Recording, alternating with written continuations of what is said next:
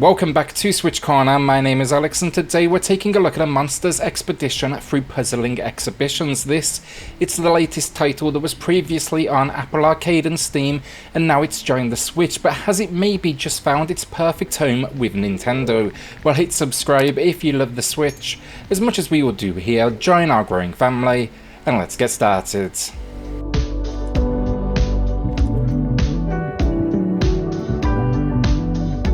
So while there is no direct story with this one as such as the name suggests, this world is an exhibition of human artifacts. You are a monster. Progress though, and each of the plentiful items on show provides some sort of story and tale behind it.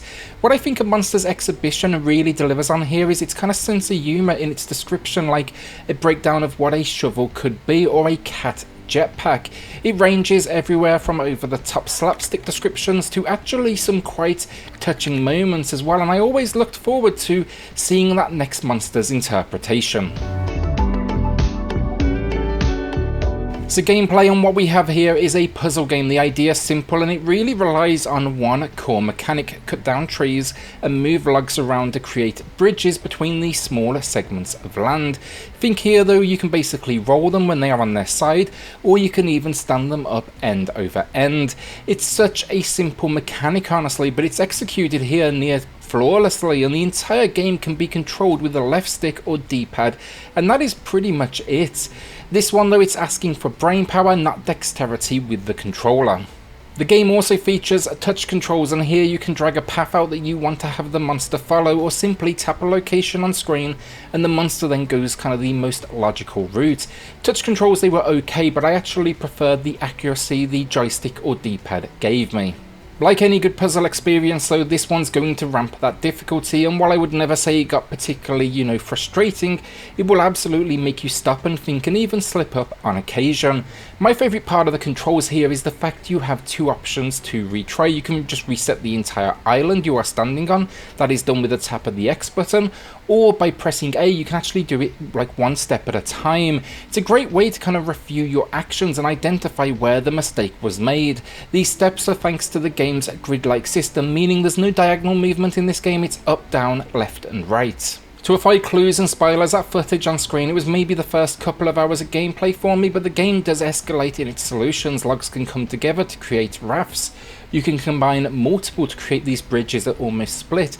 The trees also get bigger, obstacles will also appear. For me, it's the way it introduces mechanics, so it's so incredible how fresh they keep it feeling throughout while introducing these new kind of mechanics. In the opening moments, it's going to teach you to build a raft. It's so simple in how it's done, but you stumble into it because the team behind it wanted you to find it, and it just highlights how perfectly planned out a lot of these moments are. They teach you the mechanics without ever needing, big old text boxes of instructions on screen.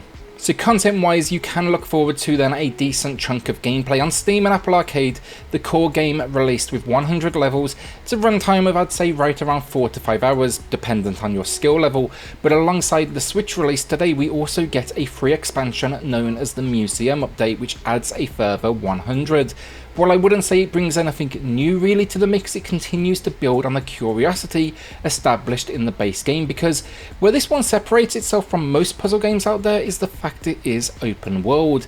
Often, basically, there's multiple islands around you, multiple exhibits potentially in reach, but where you go next is completely up to you. It's just got this freedom that few manage, but it also allows you to walk away and come back at a later moment if you get stuck on, let's say, a particular island.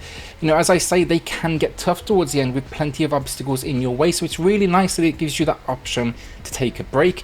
It even has fast travel here thanks to post boxes scattered around this world map that you can jump into and go to any that you previously reached. The map's big though as well, and seeing the overview may surprise you with just how much adventure is out there, and that's what I think I enjoyed the most here. It's covered in mist, this map, if you are yet to reach a location. Let's say there might be a few minor hints of what could be coming up though. It just plays into that natural curiosity that we all have. Problems wise for gameplay, very few honestly. I would have liked maybe a few extra difficult like locations in this world, maybe optional content just to really test that skill set, but clearly it wasn't really the angle they were going for with this one. Then I also did notice the occasional frame rate stumble as well, just know though rarely actually in the game world itself, rather on the map itself when you zoom all the way out. The game just kind of struggles a little bit in these moments, but I don't think that is really a concern in a world like this. Finally, being the Switch, it removes all achievements that were featured in the Steam and Apple Arcade build, and in this case I think it would have benefited from some in-game ones, because one of these is actually examine every museum exhibit, which would have added for sure replayability. After my time, I'm not actually 100% sure on how many I have remaining. Overall though, like puzzle fans, it's great stuff that fits perfectly for the Nintendo Switch, and it's particularly fun in handheld for something, you know, you want to play in those down moments when you just want something a little more like, I guess, relaxed and chill. Graphically then, it's nice enough. They're not going all out here, it's relatively low detail as a design choice, but I do like its vibe overall, a nice vivid colour palette, yet it maintains this air of almost, I guess, mysterious around it. The monster as well, it is literally just a featureless silhouette basically, but has a ton of charm, like moments when they sit on the water's edge or react because you stood still for too long. To maybe a few early examples, I think there's a coffee stand that you can just stop and have a break, or a bench to take a seat. I really like that lead character though, and then the islands, nice and clean and easy to navigate, which is exactly what you want in this scenario. The visuals, they shouldn't overcomplicate the challenge at hand.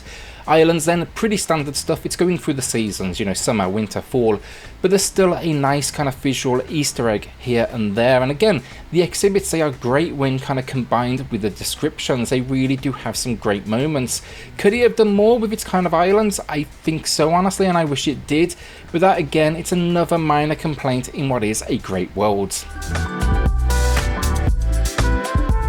So audio finally, and not a whole lot to it to be honest. Some minor sound effects for that movement of the trees, your movement of your character. Some of the environmental designs around you get audio, which is a real nice touch. Kind of want to refine them though for spoilers, but think basically what you discover along the way kind of gets this sound effect. And then the music, it's a simple piano line that matches the calm nature of the game. Not sure I would describe it so much as music, rather think more like ambience I guess, but I liked it. It was for sure what I expected, and yeah, it matched the gameplay again, very, I guess, nice and chill. So the final verdict, and a Monsters Expedition was a great one. I enjoyed its puzzle mechanics, I was impressed with the amount of variety and what at first seemed so simple, especially with how much they've done with what is essentially moving trees. There's a huge amount of content then, the exhibitions and the open world leads to natural curiosity, and then our lead monster, they got a huge amount of personality out of something that is so simple. Problems wise, the lack of achievements somewhat kind of undercuts replayability sadly, and those minor frame rate stumbles here and there, but overall it's another great addition to the Switch library, and I can absolutely see just why Apple Arcade fans and why Steam fans love it so much. It's a great 8 out of 10 from me, and puzzle fans, you should absolutely be taking a look. Will you be adding this one to the library? For me, this sits perfectly next to the more challenging Grindstone, but that also means it's now one of my personal favourites on the genre on the Switch, and the devs, more of their back catalogue is coming up very soon, and I can't wait to see what they've got. With that though, like a shout out to the patrons of the channel who are just going above and beyond to support SwitchCorner. It helps more than you know, so thank you all so much. If you do want to check that out for yourself, I have linked it in the video description down below. Then hit subscribe if you love the Switch, as much as we all do here. Join our growing family, and I'll see you all on the next video. Thanks everyone.